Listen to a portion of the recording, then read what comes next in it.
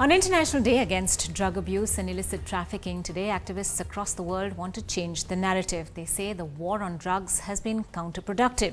In states like Punjab, it has only led to the criminalization of drug users, which in turn makes them shy away from interventions that could save their lives. Shruta Padeb with that report.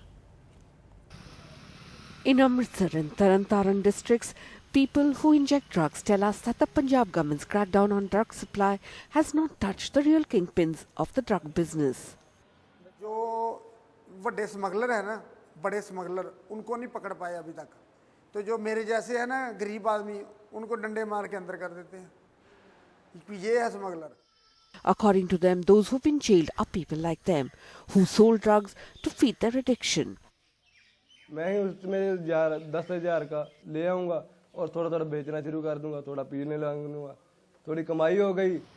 Now many have gone underground fearing arrest. In our experience, we noticed that the persons coming to the rehab centers, they were apprehensive. They might be interrogated by police personnel. Through this medium of yours, I want to convey to them in very clear terms, nothing of this sort happens. About 600 drug users in Taran district daily access the opiate substitution therapy or OST, which is a harm reduction program, where a once daily dose is given to clients as outpatients. However, an equal number of clients are not accessing the services, even though they have registered for OST.